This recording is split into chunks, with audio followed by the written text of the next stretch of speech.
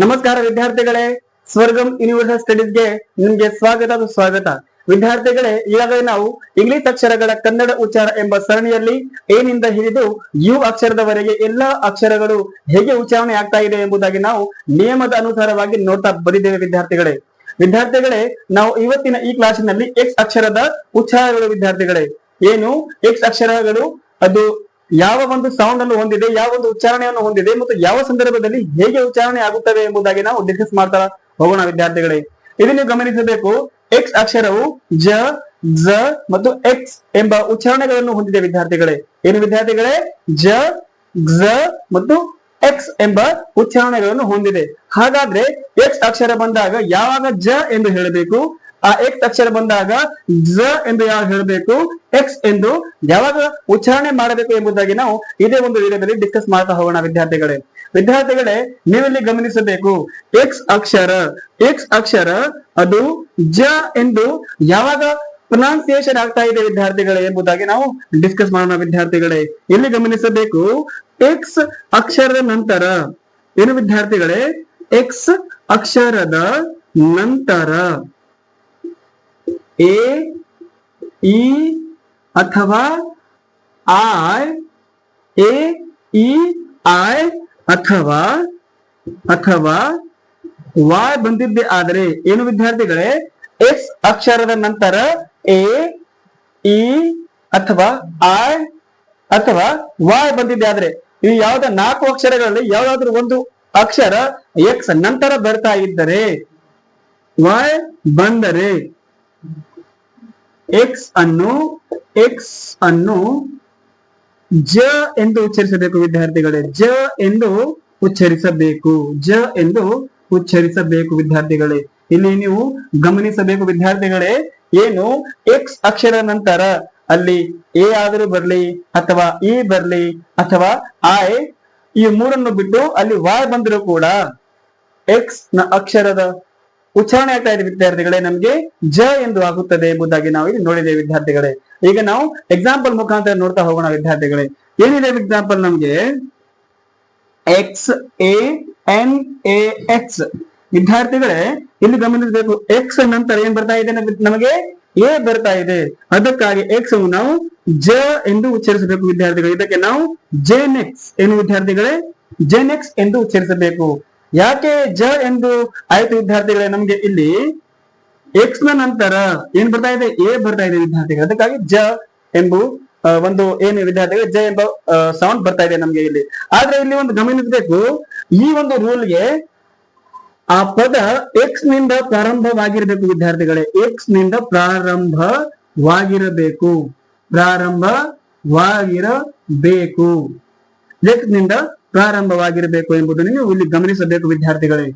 ಇಲ್ಲಿ ಏನು ವಿದ್ಯಾರ್ಥಿಗಳು ಗಮನಿಸಬೇಕಾದ ಒಂದು ವಿಷಯ, ಎಕ್ಸ್ ನಿಂದ ಪ್ರಾರಂಭವಾಗಿರ್ಬೇಕು ಆ ಶಬ್ದ. ಆ ಎಕ್ಸ್ ನಿಂದ ಪ್ರಾರಂಭವಾಗಿ ಆ ಎಕ್ಸ್ ನ ನಂತರ ಎ, ಇ, ಐ ಅಥವಾ ವಾಯ್ ಇವುಗಳಲ್ಲಿ ಯಾವ್ದಾದ್ರು ಒಂದು ಅಕ್ಷರ ಬರ್ತಾ ಇದ್ರೆ ಅದಕ್ಕೆ ನಾವು ಝ ಎಂದು ಉಚ್ಚರಿಸಬೇಕು ವಿದ್ಯಾರ್ಥಿಗಳೇ. ಈಗಾಗಲೇ ನೋಡಿದಿರಾ, ಇದು ಕೂಡ ಎಕ್ಸ್ ನಿಂದ ಪ್ರಾರಂಭವಾಗಿರುವಂತದ್ದು. ಮತ್ತೆ ವಿದ್ಯಾರ್ಥಿಗಳೇ, ನಿಮ್ಗೆ ಒಂದು ಫೇಮಸ್ ವರ್ಡ್ ಇದೆ, ಏನದು? ಎಕ್ಸ್, ಇ, ಆರ್, ಒ, ಎಕ್ಸ್. ಇದಕ್ಕೆ ನಾವು ಜೆರಾಕ್ಸ್ ಎಂದು ಹೇಳ್ತೇವೆ ವಿದ್ಯಾರ್ಥಿಗಳೇ. ಏನು ವಿದ್ಯಾರ್ಥಿಗಳೇ? ಜೆರಾಕ್ಸ್. ಇಲ್ಲಿ ಕೂಡ ಜ ಎಂದು ಉಚ್ಚಾರಣ ಆಗ್ತಾ ಇದೆ ವಿದ್ಯಾರ್ಥಿಗಳೇ. ಜ ಎಂದು ಉಚ್ಚಾರಣೆ ಆಗ್ತಾ ಇದೆ. ಯಾಕೆ? ಎಕ್ಸ್ ನಂತರ ಏನ್ ಬರ್ತಾ ಇದೆ? ನಮಗೆ ಇ ಬರ್ತಾ ಇದೆ ವಿದ್ಯಾರ್ಥಿಗಳೇ. ಎಕ್ಸ್ ನಂತರ ಏನ್ ಬರ್ತಾ ಇದೆ? ನಮಗೆ ಇ ಬರ್ತಾ ಇದೆ. ಹೀಗೆ ಎಕ್ಸ್ ನಂತರ ಎ, ಇ, ಐ ಅಥವಾ ವಾಯ್ ಬರ್ತಾ ಇದ್ರೆ ಅದಕ್ಕೆ ನಾವು ಝ ಎಂದು ಪ್ರೊನೌನ್ಸಿಯೇಷನ್ ಮಾಡಬೇಕು ವಿದ್ಯಾರ್ಥಿಗಳೇ. ಇಲ್ಲಿ ನೀವು ಗಮನಿಸಿದಾಗಲೇ ಆದ್ರೆ ಏನು ನಮ್ಗೆ ಒಂದು ಪಾಯಿಂಟ್, ಆ ಒಂದು ಪದ ಎಕ್ಸ್ ನಿಂದ ಪ್ರಾರಂಭವಾಗಿರಬೇಕು. ಎಕ್ಸ್ ನಿಂದ ಪ್ರಾರಂಭವಾಗಿ ಆ ಎಕ್ಸ್ ನಂತರ ಎ, ಇ, ಐ ಅಥವಾ ವಾಯ್ ಬರ್ತಾ ಇದ್ರೆ ಅದಕ್ಕೆ ನಾವು ಝ ಎಂದು ಉಚ್ಚರಿಸಬೇಕು ವಿದ್ಯಾರ್ಥಿಗಳೇ. ಮತ್ತೆ ಎಕ್ಸಾಂಪಲ್ ನೋಡ್ಕೋಬೇಕಾದ್ರೆ ನಮ್ಗೆ X, E, R, A, T, I, C ಇದಕ್ಕೆ ನಾವು ಜೆರಾಂಟಿಕ್ ಏನು ವಿದ್ಯಾರ್ಥಿಗಳೇ? ಜೆರಾಂಟಿಕ್ ಎಂದು ನಾವು ಇದಕ್ಕೆ ಉಚ್ಚಾರಣೆ ಮಾಡ್ತಾ ಇದ್ದೀವಿ ವಿದ್ಯಾರ್ಥಿಗಳು. ಇಲ್ಲಿ ಕೂಡ ನೀವು ಗಮನಿಸಬೇಕು, ಎಕ್ಸ್ ನಂತರ ಏನ್ ಬರ್ತಾ ಇದೆ? ಎ, ಇ ಮತ್ತೆ ಇಲ್ಲಿ ಕೂಡ ಇ ಬರ್ತಾ ಇದೆ. ಇದೇ ರೀತಿಯಾಗಿ ನಮ್ಗೆ ಎಕ್ಸ್ ನಂತರ ಎ, ಇ, ಐ ಅಥವಾ ವಾಯ್ ಬರ್ತಾ ಇದ್ರೆ ಎಕ್ಸ್ ನ ಸೌಂಡ್ ಏನಾಗ್ತಾ ಇದೆ ವಿದ್ಯಾರ್ಥಿಗಳೇ? ನಮಗೆ ಜ ಎಂದು ಆಗ್ತಾ ಇದೆ ಎಂಬುದಾಗಿ ನೀವು ಇಲ್ಲಿ ಗಮನಿಸಿದಿರಿ ವಿದ್ಯಾರ್ಥಿಗಳೇ. ಇದಕ್ಕೆ ನೀವು ಮತ್ತೆ ಎಕ್ಸಾಂಪಲ್ ಬರೆದುಕೊಂಡು ಅಭ್ಯಾಸ ಮಾಡಿ ವಿದ್ಯಾರ್ಥಿಗಳೇ. ಈಗಾಗಲೇ ನೀವು ನೋಡಿದಿರ ವಿದ್ಯಾರ್ಥಿಗಳೇ, ಎಕ್ಸ್ ಅಕ್ಷರ ಬಂದಾಗ ಅದು ಜ ಎಂದು ಉಚ್ಚಾರಣೆ ಆಗ್ತಾ ಇದೆ ಎಂಬುದಾಗಿ. ಈಗ ಎಕ್ಸ್ ಅಕ್ಷರ ಬಂದಾಗ ಅದು ಜ ಎಂದು ಯಾವಾಗ ಉಚ್ಚಾರಣೆ ಆಗ್ತಾ ಇದೆ ಎಂಬುದಾಗಿ ನಾವು ಡಿಸ್ಕಸ್ ಮಾಡೋಣ ವಿದ್ಯಾರ್ಥಿಗಳೇ. ಅಂದ್ರೆ ಎಕ್ಸ್ ಅಕ್ಷರ ಬಂದಾಗ ಅದಕ್ಕೆ ಜ ಎಂದು ಯಾವಾಗ ಉಚ್ಚಾರಣೆ ಮಾಡಬೇಕು ಎಂಬುದಾಗಿ ವಿದ್ಯಾರ್ಥಿಗಳೇ ಗಮನಿಸಬೇಕು. ಎಕ್ಸ್ ನ ನಂತರ, ಎಕ್ಸ್ ಅಕ್ಷರದ ನಂತರ ಯಾವುದೇ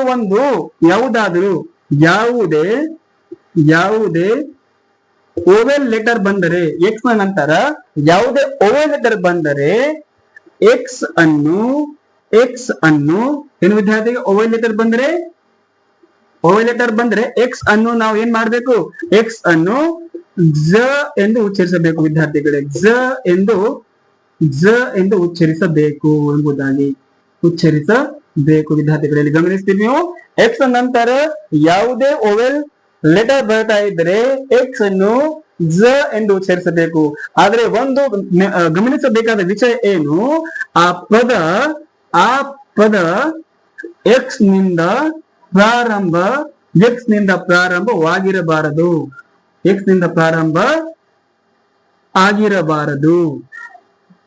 ಅದು ಎಕ್ಸ್ ನಿಂದ ಪ್ರಾರಂಭವಾಗಿರಬಾರದು. ಒಂದು ವೇಳೆ ಎಕ್ಸ್ ನಿಂದ ಪ್ರಾರಂಭವಾಗಿ ಎ ಇ ಐ ಅಥವಾ ವಾಯ್ ಬರ್ತಾ ಇದೆ, ನಾವು ಜ ಎಂದು ಉಚ್ಚಾರಣೆ ಆಗ್ತದೆ ಎಂಬುದು ನಾವು ಈಗಾಗಲೇ ಒಂದು ರೂಲ್ ಅಲ್ಲಿ ನೋಡಿದ್ದೀವಿ ವಿದ್ಯಾರ್ಥಿಗಳೇ. ಆದ್ರೆ ಇಲ್ಲಿ ಗಮನಿಸಬೇಕು, ಎಕ್ಸ್ ನಂತರ ಯಾವುದೇ ಓವಲ್ ಲೆಟರ್ ಬರ್ತಾ ಇದ್ರೆ ಅದಕ್ಕೆ ನಾವು ಜ ಎಂದು ಉಚ್ಚರಿಸಬೇಕು. ಆದರೆ ಆ ಒಂದು ನಿರ್ದಿಷ್ಟ ಪದ ಎಕ್ಸ್ ನಿಂದ ಪ್ರಾರಂಭ ಆಗಿರಬಾರದು ಎಂಬುದಾಗಿ ನೀವು ಇಲ್ಲಿ ಗಮನಿಸಬೇಕು ವಿದ್ಯಾರ್ಥಿಗಳೇ.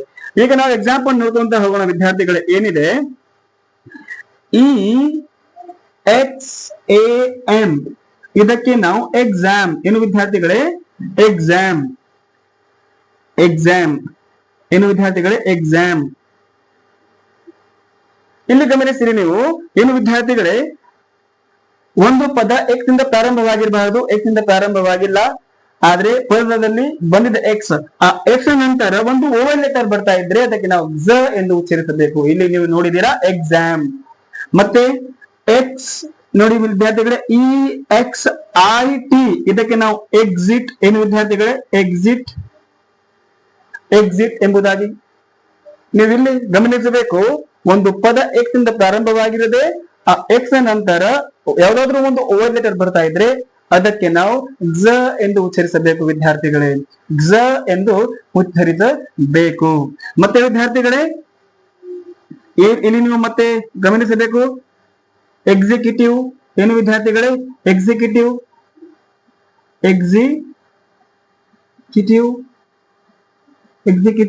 ಇಲ್ಲಿ ಕೂಡ ನೀವು ಗಮನಿಸಬೇಕು. ಇಲ್ಲಿ ಕೂಡ ನಾವು ಎಕ್ಸಿಕ್ಯೂಟಿವ್ ಬರೆಯುವಾಗ ಎಕ್ಸ್ ನಂತರ ಏನ್ ಬರ್ತಾ ಇದೆ ವಿದ್ಯಾರ್ಥಿಗಳೇ, ನಮ್ಗೆ ಇಲ್ಲಿ ಇ ಬರ್ತಾ ಇದೆ. ಅಂದ್ರೆ ಎಕ್ಸ್ ನಂತರ AEIOU ಯಾವ್ದಾದ್ರು ಒಂದು ಬರ್ತಾ ಇದ್ರೆ ಅದಕ್ಕೆ ನಾವು ಜ ಎಂದು ಉಚ್ಚರಿಸಬೇಕು. ಇಲ್ಲಿ ನೀವು ನೋಡಿದಿರಾ ವಿದ್ಯಾರ್ಥಿಗಳೇ, ಎಕ್ಸಾಮ್, ಎಕ್ಸಿಟ್, ಎಕ್ಸಿಕ್ಯೂಟಿವ್ ಈ ರೀತಿಯಾಗಿ ನೀವು ಮತ್ತೆ ಉದಾಹರಣೆಗಳನ್ನು ಬರೆದುಕೊಂಡು ಪ್ರಾಕ್ಟೀಸ್ ಮಾಡಿದ್ದೆ ಆದ್ರೆ ನೀವು ಇದಕ್ಕೆ ಸರಿಯಾಗಿ ತೆಗೆದುಕೊಳ್ಳಬಹುದು ವಿದ್ಯಾರ್ಥಿಗಳೇ.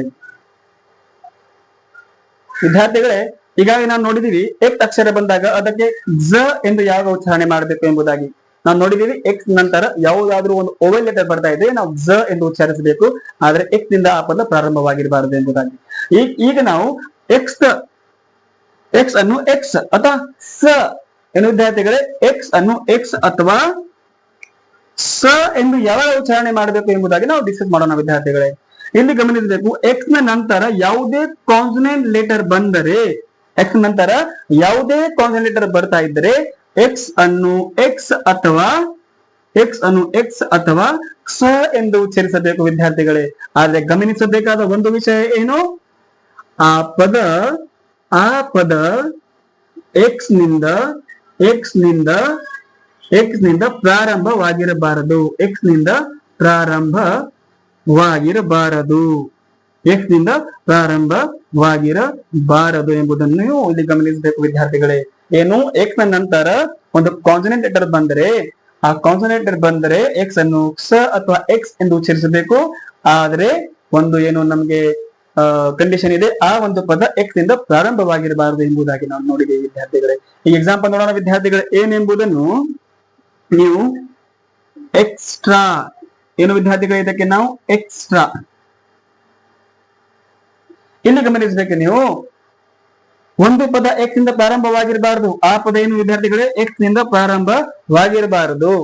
ಅದು ಮತ್ತೇನು ವಿದ್ಯಾರ್ಥಿಗಳೇ ಎಕ್ಸ್ ನಂತರ ಏನ್ ಬರಬೇಕು, ಒಂದು ಕಾನ್ಸನೆಂಟ್ ಲೆಟರ್ ಬರಬೇಕು. ಎಕ್ಸ್ ನಂತರ ಒಂದು ಕಾನ್ಸನೆಂಟ್ ಲೆಟರ್ ಬರಬೇಕು. ಒಂದು ಕಾನ್ಸನೆಂಟ್ ಲೆಟರ್ ಏನಿದೆ ನಮಗೆ ಟಿ. ಅದಕ್ಕಾಗಿ ಇದಕ್ಕೆ ನಾವು ಏನಂತ ಉಚ್ಚರಿಸ್ತೇವೆ ವಿದ್ಯಾರ್ಥಿಗಳೇ, ನಾವು ಇದಕ್ಕೆ ಸ ಏನು ವಿದ್ಯಾರ್ಥಿಗಳೇ, ಸ ಅಥವಾ ಎಕ್ಸ್ ಎಂದು ಉಚ್ಚರಿಸ್ತಾ ಇದ್ದೀವಿ ವಿದ್ಯಾರ್ಥಿಗಳೇ. ಎಕ್ಸ್ಟ್ರಾ ಏನು ವಿದ್ಯಾರ್ಥಿಗಳೇ, ಎಕ್ಸ್ಟ್ರಾ ಎಂಬುದಾಗಿ. ಮತ್ತೆ ವಿದ್ಯಾರ್ಥಿಗಳೇ ಮತ್ತೆ ನೀವು ಇಲ್ಲಿ ಗಮನಿಸಬೇಕು, ಎಕ್ಸ್ಟ್ರಾ, ಎಕ್ಸ್ಟ್ರೀಮ್ ಏನು ವಿದ್ಯಾರ್ಥಿಗಳೇ, ಎಕ್ಸ್ಟ್ರೀಮ್, ಎಕ್ಸ್ಟ್ರೀಮ್, ಎಕ್ಸ್ಟ್ರೀಮ್ ಎಂಬುದಾಗಿ. ಇಲ್ಲಿ ಕೂಡ ಗಮನಿಸಬೇಕು, ಎಕ್ಸ್ ನಂತರ ಒಂದು ಏನ್ ಬರ್ತಾ ಇದೆ, ನಮಗೆ ಒಂದು ಕಾನ್ಸನೆಂಟ್ ಲೆಟರ್ ಬರ್ತಾ ಇದೆ. ಆ ಕಾನ್ಸನೆಂಟ್ ಲೆಟರ್ ಬರ್ತಾ ಇದ್ದೆ ಆದ್ರೆ ಅದಕ್ಕೆ ನಾವು ಎಕ್ಸ್ ಅನ್ನು ಸ ಅಥವಾ ಎಕ್ಸ್ ಎಂದು ಉಚ್ಚರಿಸಬೇಕು ವಿದ್ಯಾರ್ಥಿಗಳೇ. ಇದಕ್ಕೆ ನೀವು ಮತ್ತೆ ಗಮನಿಸಿ, ಮತ್ತೆ ನೀವು ಅದಕ್ಕೆ ಉದಾಹರಣೆ ಬರೆಯೋದ್ರ ಮುಖಾಂತರ ನೀವು ಇದಕ್ಕೆ ಅಭ್ಯಾಸ ಮಾಡಬಹುದು ವಿದ್ಯಾರ್ಥಿಗಳೇ.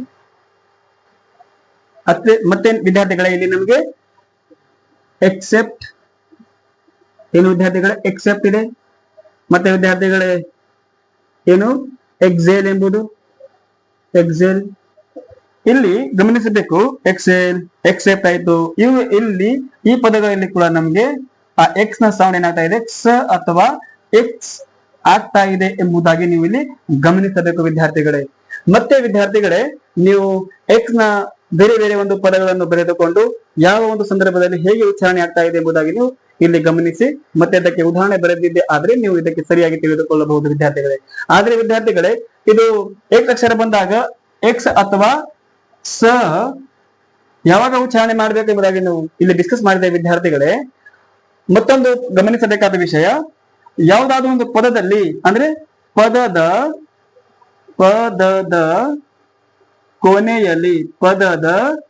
ಕೊನೆಯಲ್ಲಿ ಎಕ್ಸ್ ಬಂದರೆ, ಪದದ ಕೊನೆಯಲ್ಲಿ ಎಕ್ಸ್ ಬಂದರೆ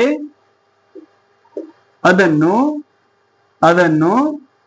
ಸ ಏನು ವಿದ್ಯಾರ್ಥಿಗಳೇ, ಸ ಅಥವಾ ಎಕ್ಸ್ ಏನು ವಿದ್ಯಾರ್ಥಿಗಳೇ, ಸ ಅಥವಾ ಎಕ್ಸ್ ಎಂದು ಉಚ್ಚರಿಸಬೇಕು ಎಂಬುದಾಗಿ ವಿದ್ಯಾರ್ಥಿಗಳೇ.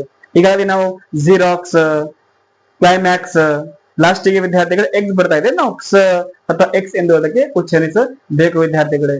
ಹೀಗೆ ವಿದ್ಯಾರ್ಥಿಗಳೇ ನಾವು ಇಲ್ಲಿವರೆಗೆ ಎಲ್ಲಾ ಅಕ್ಷರಗಳು ಅಂದ್ರೆ ಎಕ್ಸ್ ವರೆಗೆ ಎಲ್ಲಾ ಅಕ್ಷರಗಳು ಹೇಗೆ ಉಚ್ಚಾರಣೆ ಆಗ್ತಾ ಇದೆ ಎಂಬುದಾಗಿ ನಾವು ಡಿಸ್ಕಸ್ ಮಾಡಿದ್ದೇವೆ. ಇದೇ ಒಂದು ಕ್ಲಾಸ್ ನೋಟ್ ಏನು ವಿದ್ಯಾರ್ಥಿಗಳೇ, ಹ್ಯಾಂಡ್ ರಿಟನ್ ನೋಟ್ ಅನ್ನು ನಾವು ಸ್ವರ್ಗಂ ಯೂನಿವರ್ಸಿಟಿ ಸ್ಟಡೀಸ್ ಟೆಲಿಗ್ರಾಮ್ ಚಾನಲ್ ಮೇಲೆ ಈಗಾಗಲೇ ನಾವು ಅಪ್ಲೋಡ್ ಮಾಡಿದ್ದೇವೆ ವಿದ್ಯಾರ್ಥಿಗಳೇ.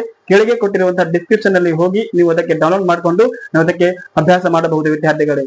ಇನ್ನು ನೀವು ನಮ್ಮ ಚಾನಲ್ ಅನ್ನು ಸಬ್ಸ್ಕ್ರೈಬ್ ಮಾಡಿಲ್ಲ ಎನ್ನುವುದಾದರೆ ಸಬ್ಸ್ಕ್ರೈಬ್ ಆಗಿ ವಿದ್ಯಾರ್ಥಿಗಳೇ. ಧನ್ಯವಾದಗಳು.